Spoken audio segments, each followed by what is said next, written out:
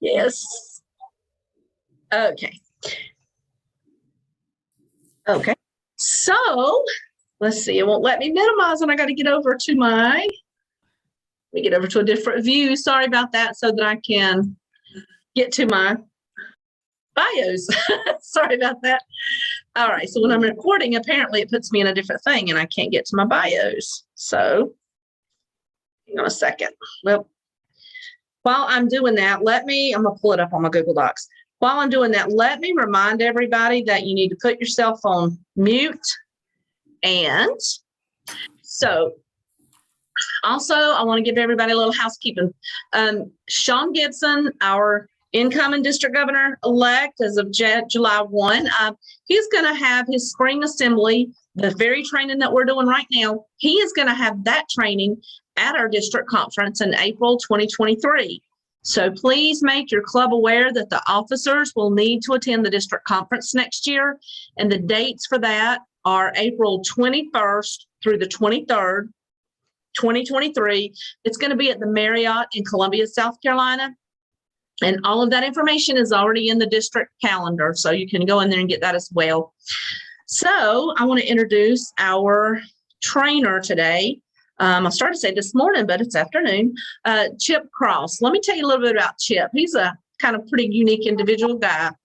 Chip is a native of McDowell County and a graduate of McDowell High School, Presbyterian College with a BS in Business Administration, and Clemson University with the MBA.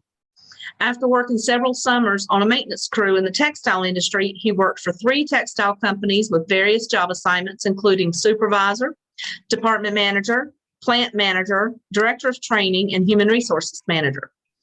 And while he was at Coates in Marion for 12 years, he was very involved in the implementation of an analytical methods training program and the QS 9000 quality certification and Carolina Star Safety certification. After that, he was Director of Leadership Development for Western Carolina Industries, a 550-member employers association in Western North Carolina. And during this time and in past years, he has provided leadership training to over 10,000 leaders in over 250 companies. Chip is currently a business administration instructor at McDowell Technical Community College in Marion, North Carolina. And he has been a real estate entrepreneur for over 20 years. At one time, he owned 35 properties and over 50 units, and some of these properties were multi-unit. He is in the process of selling all of these properties and implementing other financial strategies. He and his wife, Penny, have 2 grown children, Ben and Rachel.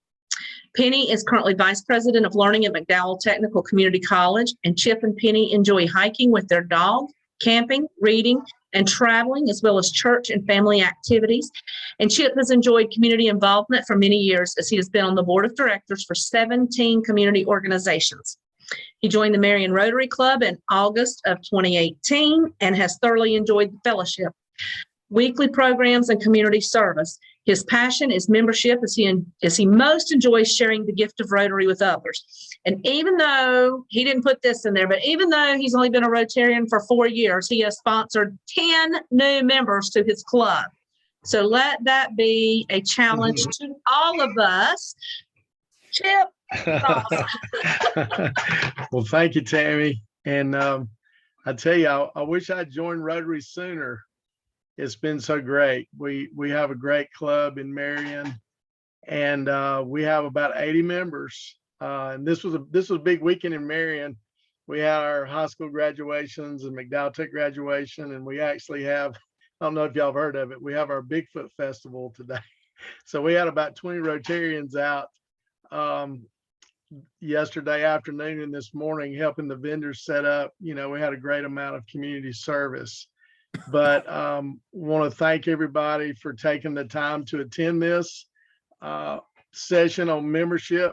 And I just want to give some of the ideas that I kind of brainstormed about membership, and also Philip Reed, the past membership chair, and Patrick Longano, who founded the Lenore Impact Club, have had a lot of influence, as well as a lot of people in my club. So let's see, can I share my screen? Tammy, can I share my screen on my PowerPoint? You should have the power, Chip. Okay, Connie. Okay, thank you, Connie. Okay. So Okay, yeah, we're seeing it. you can see it. Okay. It's not in, yeah, there you go. Whoops, I'm sorry. This is the one that's got the music to it. Let me change something real quick. Maybe we'll enjoy the music. Let's see, because a lot of times I'll record them on Zoom and I'll put music. Okay. Okay, so I just came up with 10 ideas. Oh, it's advancing automatically. I'm sorry. Hold on one second. Let me see if I can pull up and let me see if I can get another one. I had two different ones. Because I had one of them that advanced automatically. See, sorry about that. This one should, well, So sorry. that's I okay. think When you I give, can take it off and just put it on mouse click and apply to all. Okay. and then you'll go back to the Zoom and hit screen share to find your, Okay. there you go. Okay. Hopefully this will work. It's going to work. Okay. So these are some ideas to increase membership. Now, these are kind of outside the box. And you know how our world is changing. Tammy was mentioning that I was selling some of my properties. Well, I was selling one of them to one of my current tenants. He was about 21 years old, and I asked him if he could write a check for the earnest money, and he looked at me like I was from a different planet. What do you mean write a check? He's never written a check before. So we're living in a world that's changing with flexibility and versatility. So I put time on here. So, you know, I love my Rotary Club. I love my Rotary Club. So anything I say is not going to be any type of questioning that. But we meet at 12 noon on Thursdays. And I think if we're really going to grow and our club is bought into this, we're going to have to offer some alternative meeting times. You know, after hours, let's just talk about the school system. Let's talk about teachers. If we want to recruit them into Rotary, you know, they cannot leave school. So we're going to need to have meetings at night, maybe once or twice a month. Just like today was a weekend and we had people who could come out and volunteer on Saturday. Of course, Zoom is giving an opportunity for people to do it. And then I'm sure everyone on the call knows about alternative club models, but I'm going to talk some about that. So I think to really have a big increase, I'm speaking to myself and I'm speaking to my club, even though we're talking about the district, we're going to have to do something different if we really want a big increase. Okay, now let's also talk about money, because there's a bare minimum to belong to Rotary International and to pay the district dues. There's a bare minimum. And then through all good intentions, sometimes add-ons get put on. And these are all good things. These are all good things.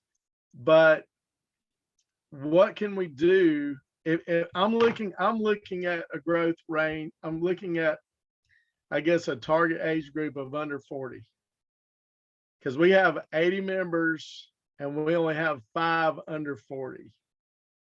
So that's where our potential is in my club, right? That's where our potential is under 40. So again, the structure is perfect for me, because we go have lunch, we have fellowship. We're 100% Paul Harris Club.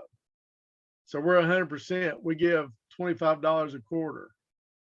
And I think that's great, but it's not required by Rotary International to give to the Paul Harris. It's a wonderful thing to do. And Tammy, I hope I'm not saying anything.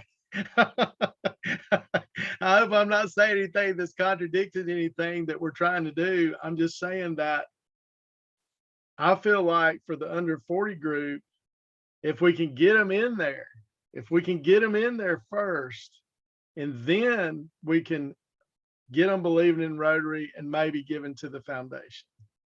So our club has looked at developing a membership enhancement fund that could help, younger members with their dues. I actually had a Rotary member this morning tell me, and she, well, I won't mention her position or whatever, but she was an executive in the county, and she said, I'd like to give some money to help younger members be able to afford it. So before I move on, does anybody have any comments on this part of it? Okay. Yep, this is Rachel, and I'm with Franklin Daybreak, and we have done exactly the Hey, same Rachel. thing with some of their younger members. Yes.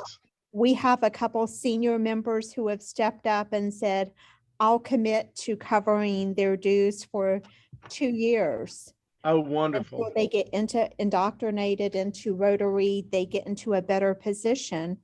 Our dues are pretty reasonable as it is, but we also know we're hitting the same age group, 40 and under, that you are. The other thing that we're doing is every event that we have, we make it family friendly. Great. Bring your kids, bring your spouse. We focus on holding events where families feel comfortable going. Just because we know that young working folks spend a lot of time away from their family, and if we're asking them to give additional time, let's integrate programs into their family being able to attend. Thank you, Rachel. I think that's wonderful. Chip, I have something as well. Thank you, Perry. Chip, this is David in Catawba Valley Club. We have Okay, hey, something David. called a junior membership, just like a lot of country clubs have like a junior membership and a regular membership. Yes. And I think our cutoff is 35 and below. And we have, I think our quarterly dues for those people at the junior membership is $100 a quarter. And I Okay. think for everybody else, it's like $150 a quarter or something like that, just to try and make it a little bit more financially palatable to them. Great idea. Chip, idea. Perry Clark's got his hand up as well. Okay, Yeah. thank you. Okay, Perry. Yeah, thank you, Tammy. Question, I know Rotaract is only for college, college students, but could we not maybe do like a Rotaract sponsored club within my club for young professionals? Because I love Rotary. I completely agree with you. I think our growth is for more of the younger people and just getting them involved. But does anybody do anything like that? Is that a possibility? Perry, I'm gonna let Chip explain, but Rotaract is not for college, just college anymore. Chip, you want to explain all that? Well, yeah, I remember that we saw some of that at Pets, and I think, and I'm just brainstorming here. I think one of the things about Rotaract is the dues are so low. I mean, they're so low, which is a good thing. But how much is it? $10 or $15 a year in a Rotaract? I mean, I think it was designed for Connie may have some information on that. I remember it being really, really low, and there's some concern about how will that affect our attention to that within traditional Rotary. But there's a lot more to come about Rotaract. Okay, Yeah. thank you. Yeah, but I think that Rotary International has recognized what we're talking about these first two slides. I think they're recognizing flexibility and low cost. Yeah. And also Paige Scott has made a comment that she was the charter president of a Rotaract club and she could speak to the clubs if she needs to. Paige Scott of Burnsville. Mhm. Okay. Thank you. Okay, so that was time and money. Then how do we market? Did anybody else have anything up in the chat? I'm sorry. Okay. I didn't see anything else. Okay, so marketing.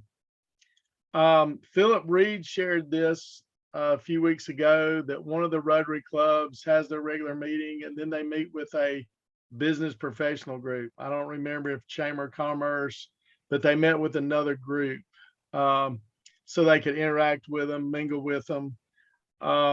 Brochures and business cards telling what we do, social media. Whenever we do a community service project, wearing our shirts, having signs up, and then the personal connection. I mean, one of the things I'm going to mention is about community service. In my county, and I'm sure in all of your counties, there's a tremendous amount of community service going on already outside of Rotary, and that's wonderful.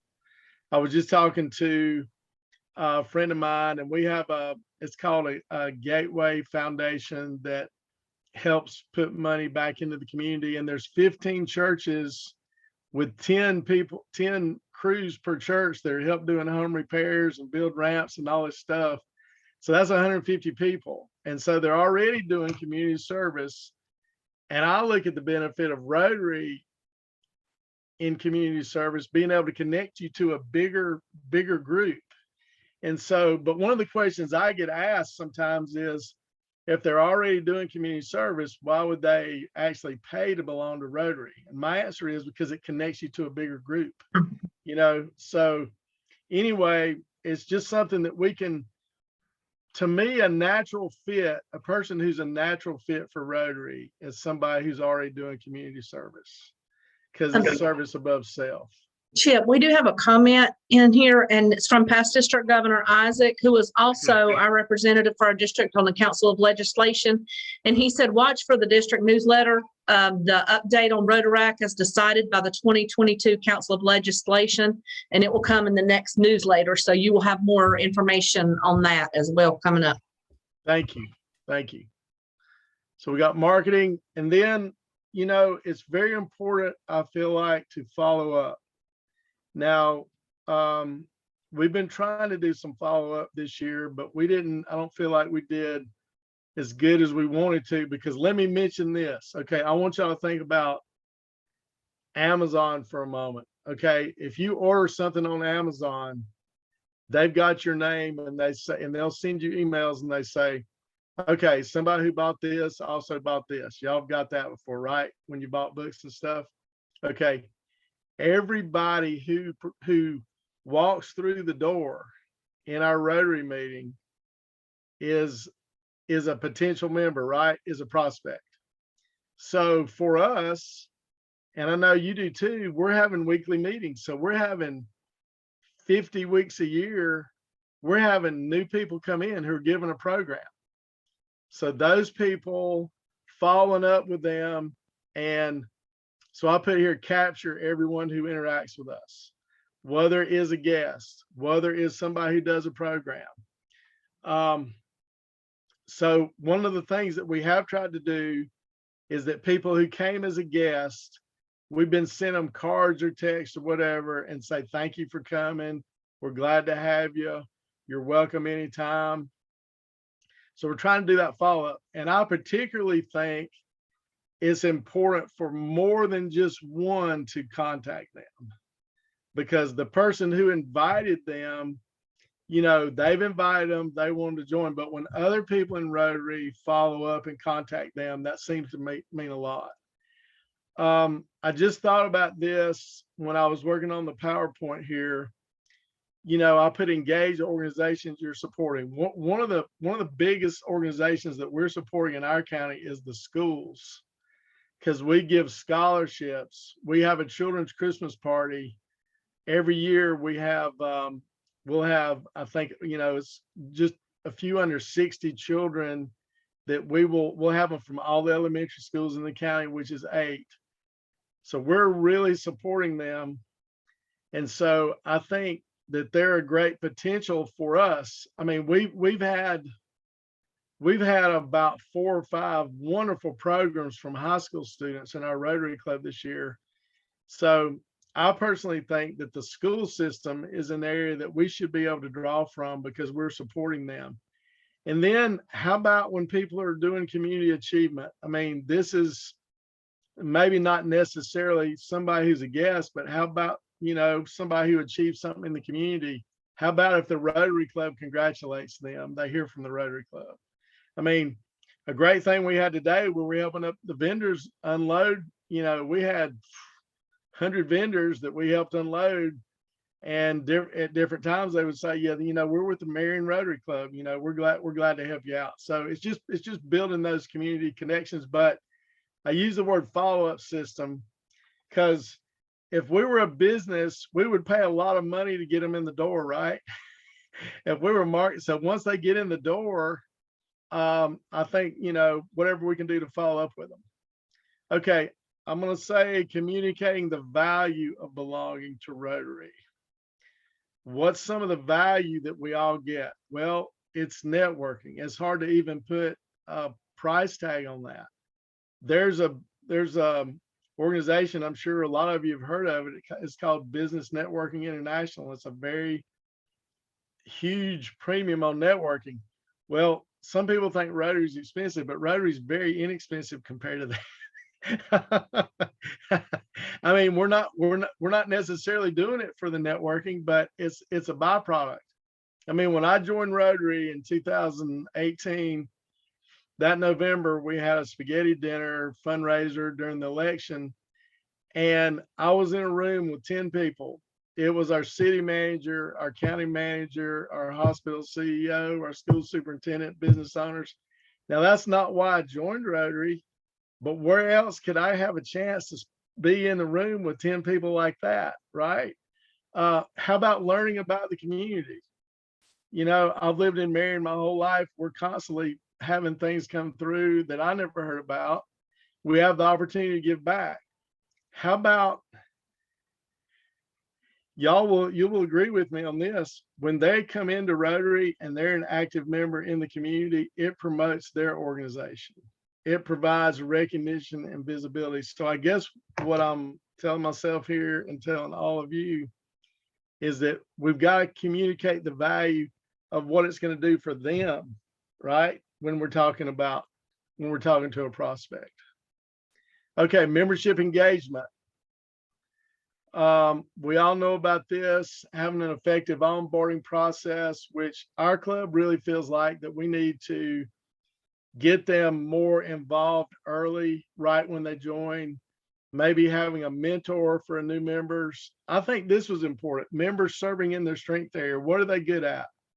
If we get them in their strength area, they're going to be able to excel. They're going to be successful.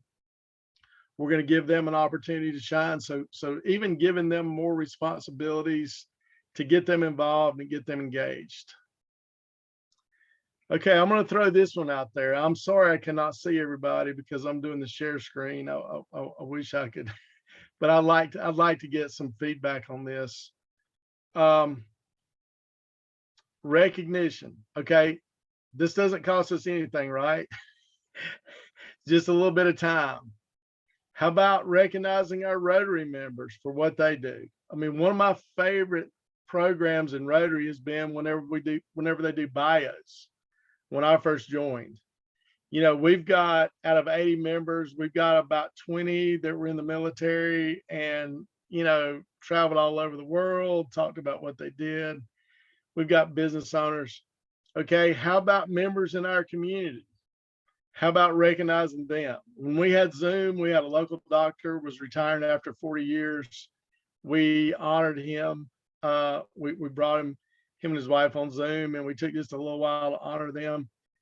Why not do it every week? I mean, all this stuff is going to take a whole lot of time and effort, but why not do it every week? Local businesses, local community officials. Now, we do have students of the week that we recognize, but I guess I'd like to get some feedback on what do you think about this? I think we should do it every week. Chip, we have a comment in the chat from Michael Okay. Dexter Smith. Okay. And he says, we talk about membership, but people join the impact model through community service. Membership follows on.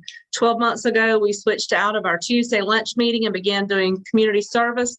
Membership has gone from a dying club of 9 to 35, and we will have 40 plus in early July. And you also know the power of that impact club from the West Foothills.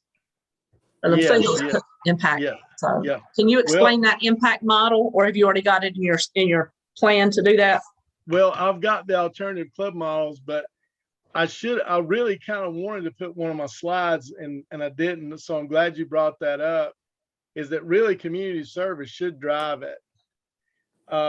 You know, because when we're out there doing community service, it sounds like, you know, they're really getting excited about that. Let me move to my chat just a minute too. This is from Michael. Okay. People enjoy the impact model through community service. Yes. Yes. Well, in the impact club also, in Michael's, as well as Patrick Longano's in Lenore, you know, they don't meet during the week. They meet at community service projects and they have wonderful participation. They post a lot of this stuff online. They have small projects and big projects. But yes, I think to go with what Michael's saying, I think that we could say that community service can drive membership. Would you agree with that, Tammy? I can't see your face, but would you agree with that? Absolutely, I agree with that. You know, my only, and I love the impact models, and I know that there are some people who don't think the impact models work, but they do. They really do. If they're done properly, they work.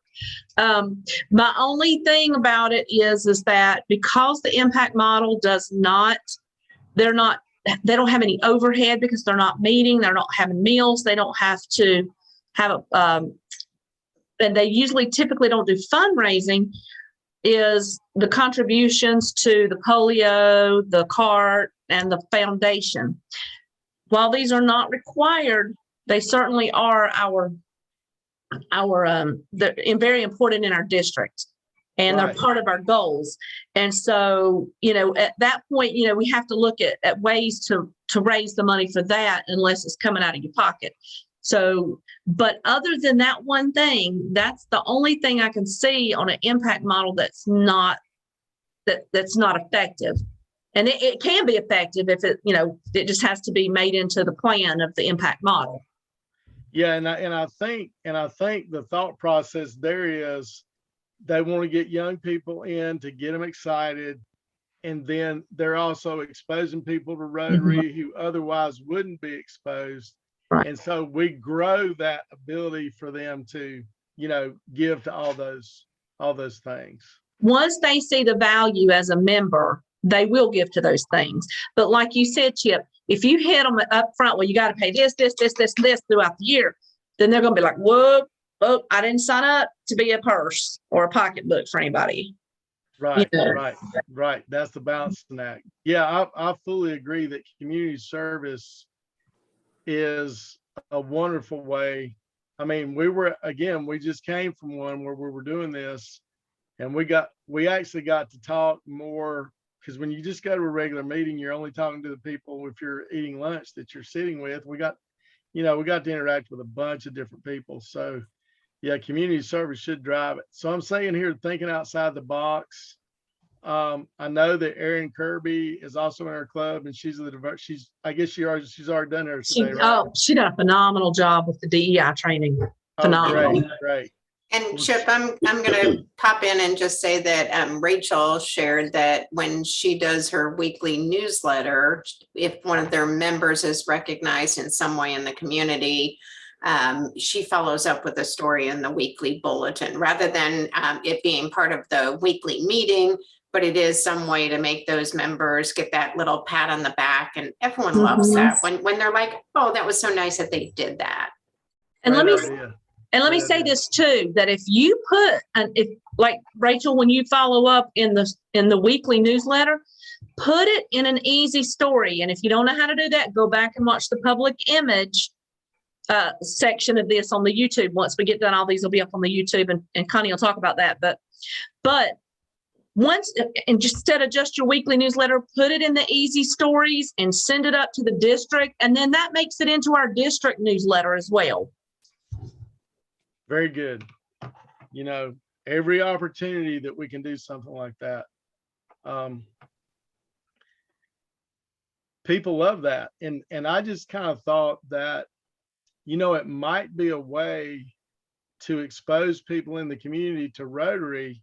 I know it's going to be hard to have time to do it during the meetings, but what if you had 1 or 2 people every week that you were taking 5 minutes to say, you know, this doctor retired after 40 years of service or something like that. The alternative club models, and I do have a slide on that, which is the Impact Club community service. Again, it's community service opportunities. I mean, and we can invite people to community service events or projects just like we can a meeting. You know, come join us for community service. And I put new ideas, and I put down here the hub of community service. I mean, could it be possible with all this community service going on around us? My selling point to them is that if you will join Rotary, that will give more exposure to your organization, and you can do more. Because I can name right now 3 organizations. I was just talking about, you know, all the churches that we're getting together with that Gateway Foundation. We have Freedom Life Ministries, which they have tons of volunteers for current and former offenders. And we have a senior center. So between those 3, we've got 200 people doing community service every week. So I think the selling point to them is, if you will join Rotary, you'll bring awareness, more awareness to what you're doing. You'll bring more support to what you're doing. Okay, here's the alternative clubs. We have the traditional club, the satellite or the impact club. Corporate membership, I'm trying to find out more about that. I've heard some things about that, you know, okay, we have a company. I keep giving examples in my county. We have a company, Crane Resistaflex. Their company pays for 4 hours of community service per employee on company time. So they are doing, you know, 200 employees, and they've picked 5 or 6 community service. And I see Connie saying, wow, what if we had a corporate membership with them? I mean, they're already doing it. I mean, I know one of Patrick Longano's favorite saying is, these people are already Rotarians. Exactly. And basically the corporate membership chip is where the company itself joins, and then they can send whoever they want to the service projects or the meetings or the whatever. Whoever works for the company, they can send it. They can send whoever. Wow. How does that count as far as membership numbers, as far as like total number of members? Do you know that? It's just the one. It counts as one member. But if you can't have one person consistently there every week, maybe this person comes to the community service, maybe this person comes to the meetings, and they both represent the same company. But the corporate membership is only it counts for one person. And I'll say Madison County has had that with one of our banks. It has not, I think you have to have a person be named though. It's not the corporation that gets listed. It's still an individual that is the primary person. So we haven't had exactly the success we'd like with it because it's a small organization. So it's not like they have tens of a bunch of people to draw on to attend various events, but they've consistently kept up their membership. So we're happy with that. So we're trying to figure it out. Yeah. And contact Billy Black for that, because she knows exactly how it needs to go into ActiveB, because I've seen them listed as the corporation, as the member, and I've seen them listed as an individual from the corporate membership. So I've seen them listed both ways in ActiveB. So Billy Black would be the best one to talk to on how that actually works, and as far as the membership goes on that. And you're right, Connie, that's what they said, but I've seen it both ways. Good. Okay, great.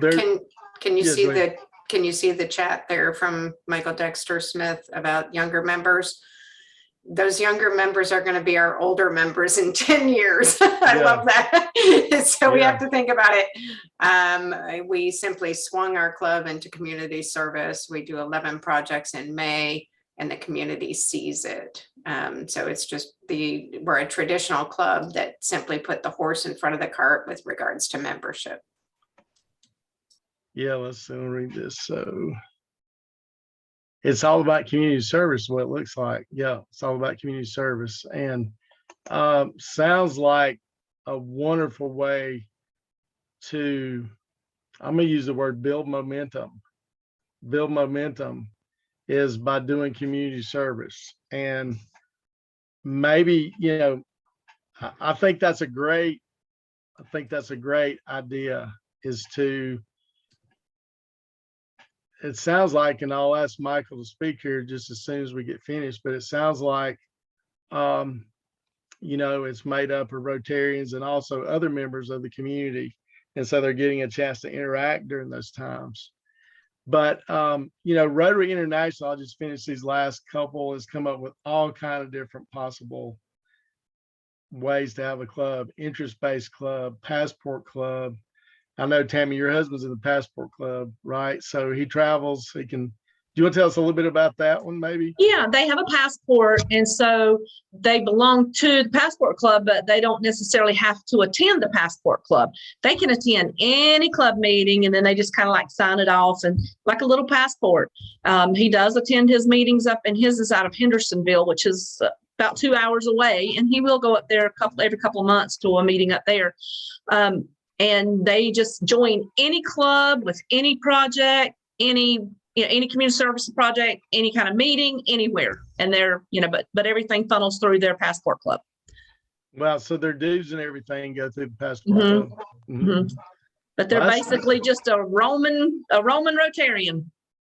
Well, you know, there's flexibility. We're talking about flexibility.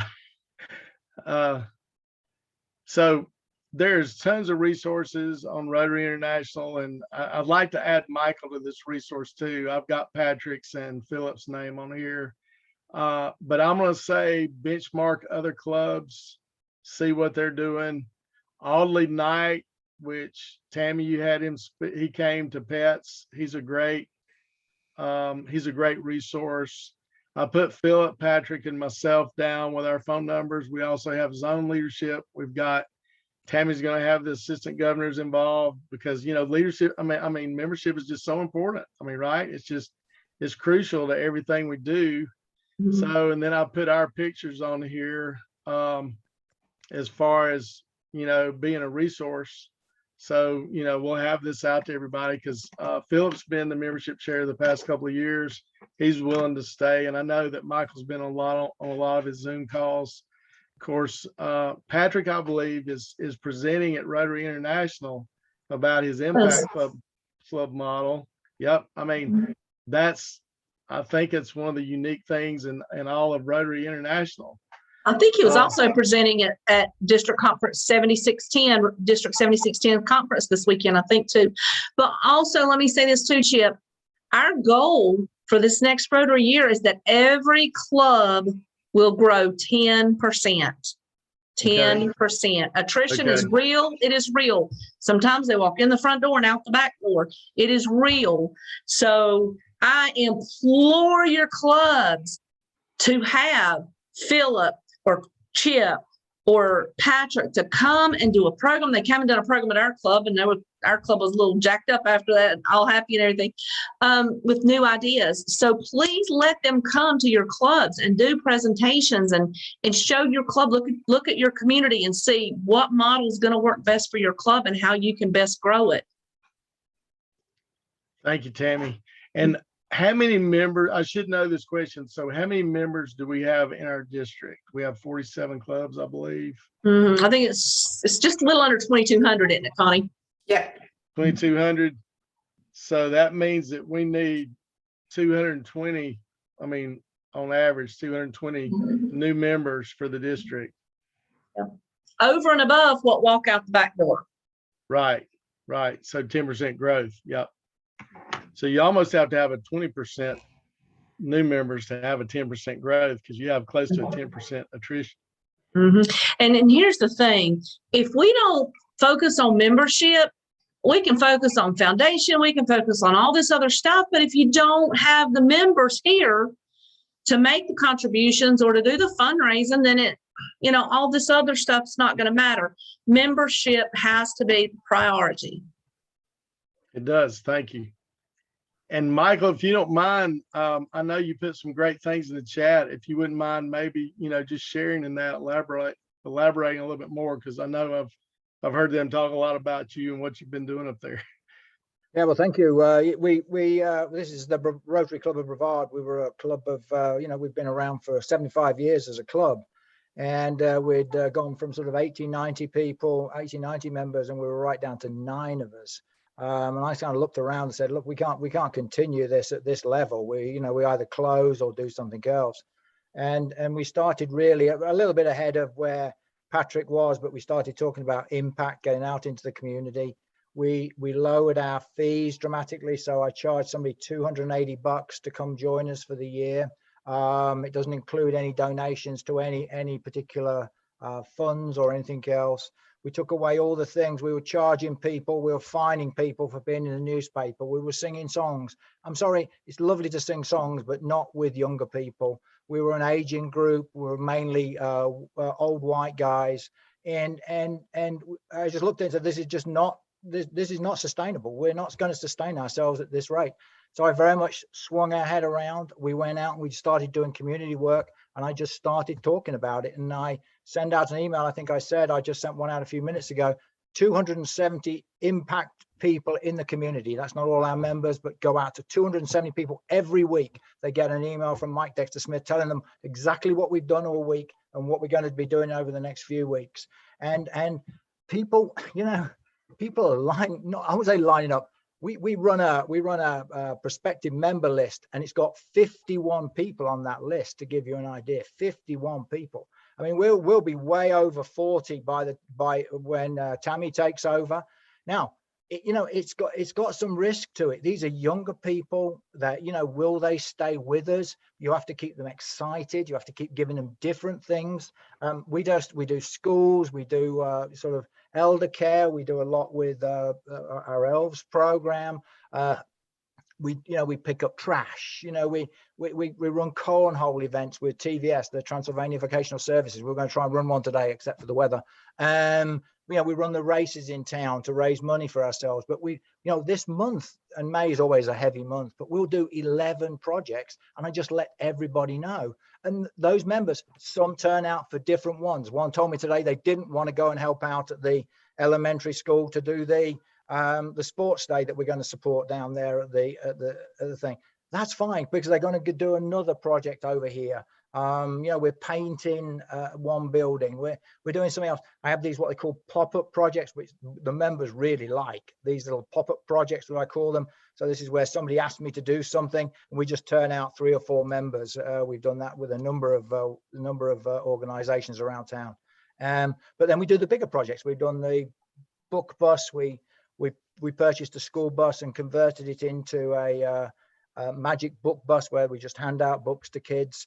We built a sort of a stadium next to El Centro in town for sort of, it's actually called futsal, but soccer, basically the side of their thing. And now we've just opened this risk center, the Rosman Youth Support Center down in Rosman. We've got a lot of issues going on down there, but we've done some big things, and then we've lots of little things, and it appeals to different groups of the members. And what we're going to get, though, we're going to get a lot more attrition, a lot more turn in these impact clubs. I can see it. They've got to be excited all the time. These young people have got to be excited about it.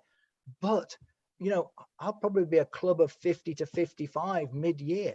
From 9 people. That's the sort of growth you can see. And the club is just totally different. The club is just totally different from where it was before. You do lose some older members. They don't like it. They want to just write a check. That's cool as well. And I'm ever so sorry that we lost 1 or 2 members.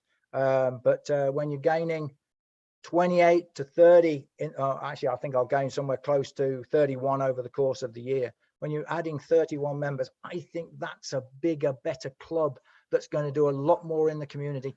And I think that all the clubs in our area, this is Pisgah Forest as well as ourselves, all the boats float up together because everybody talks about Rotary. We're in the community, Rotary is known now. And I think that's important as well. People know who we are and what we're doing. So I don't know, it worked for us. you got to have a lunatic like me running it, of course, but you need that energy, that constant energy, foot on the gas. And I would say it's a full-time job for me, but it's a lot of work to do what we're doing. But, it can succeed, and we are not setting up a new club. I didn't set up a satellite or anything. This is just the Brevard Rotary Club of Brevard going forwards. And as I said, I just added 3 members, 3 members yesterday. I mean, to give you an idea. Well done. Well done. So, it works if you got the energy. Okay, thank you. Connie's got her hand up, but well done, Michael. I just had a really quick thing to say that one of your slides really resonated with me, which was the follow-up and thinking of it like a business.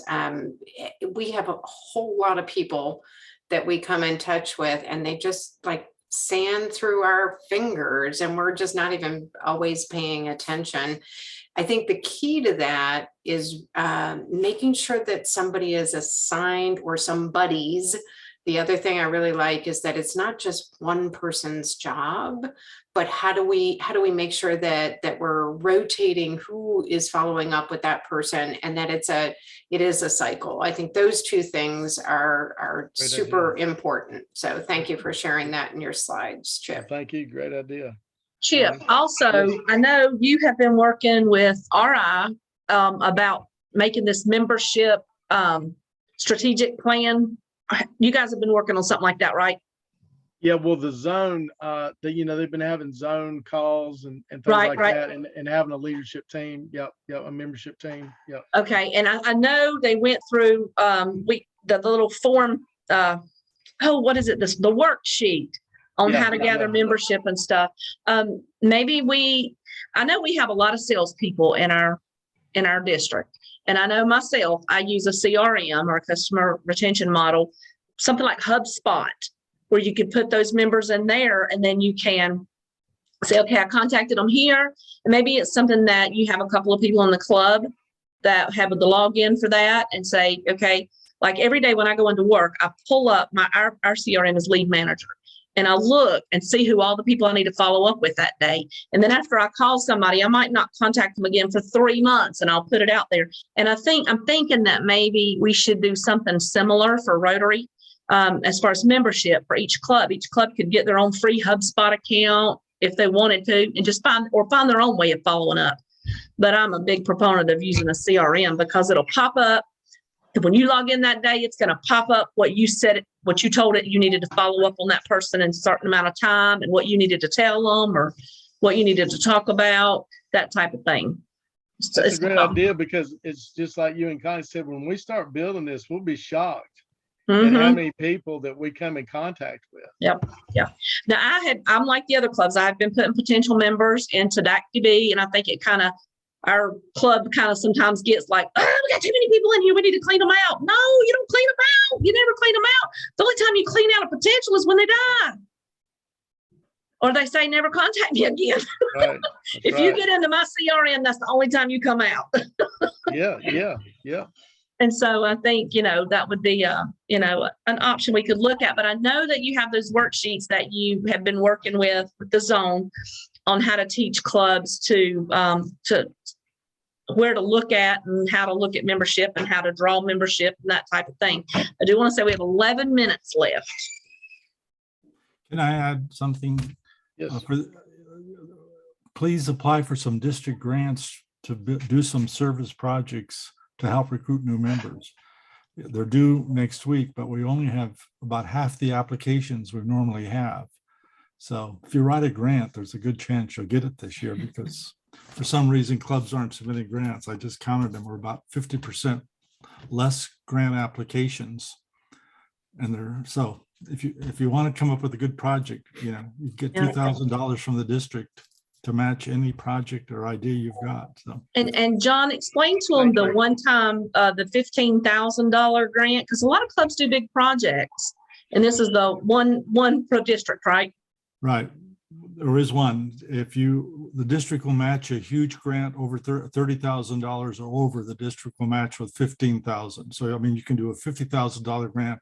The district will match, give you $15,000 back. So the minimum district club match is $15,000. So there are 2 in, but at the rate we're going to have so few district simple grants, we might have to fund 2 big ones as opposed to, for some reason, clubs aren't getting in district grant applications. It's, 2,000. So I've been sitting here trying to do that for also. And I'm just looking, it's like, wow, we're about 50% less applications than we normally have by this time. So if you got a project and you're spending 2,000, ask for another 2,000 to double your project.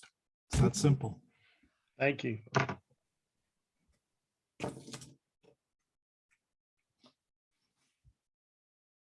Does anybody have any Tammy, questions? Yeah. Yeah, anybody have any questions about the impact model or any of these alternative club models or just what are you doing to get 10 members?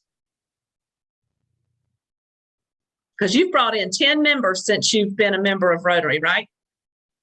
Well, I'll tell you the biggest thing for me is that I have a prospect list and my success rate is only 10%. I mean, that's about what it is. So you have to invite 100 to get 10. But I will say this, and I shared this with Patrick before and in some of the groups, and Tammy, you're in sales. One of the things that I don't like about sales is rejection. That don't bother me. But I feel like when you ask somebody to join Rotary, I feel like you're honoring them. Yeah. Yeah. The rejection doesn't bother me. Yeah. If I ask them, it's like, I had the opportunity to honor you and I really enjoy that. I mean, I like that. I like to honor someone. Yeah, So exactly. if they don't, I don't really take it as rejection, but I mean, part of it truly is, I would say it's just a numbers game. I mean, It is. And let me say this too, Patrick. Chip, Patrick on my brain for some reason. We're talking about the impact model.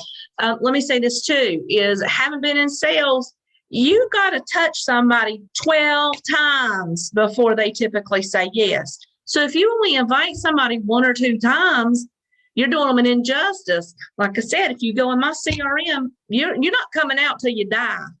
Yeah. Yeah. So never stop inviting. I don't care if you've invited them. Everybody is you may see that person at a different point in their life and they're more receptive to it than they were 2 years ago when they told you no. Never stop. Very good. Okay, I had to switch computers because we're trying to tag team our recording of this. So I'm seeing other people for the treasurer's training, which is going to begin in 7 minutes. So if there are any other questions, feel free to reach out to Chip or Tammy or myself. We're happy to farm those questions out. There will be a recording uploaded to the district YouTube channel, so you'll be able to access that and share it with anyone else in your club. If you have a committee, a membership committee, sit down with them and play this and talk about some of the ideas that are here. Chip will be sending the PowerPoint to me, and then when I'll consolidate all of the PowerPoints from today's presentations and get those out to everyone, a link to them. So you'll be able to take this information and actually use it. And Tammy, I think you can stop recording and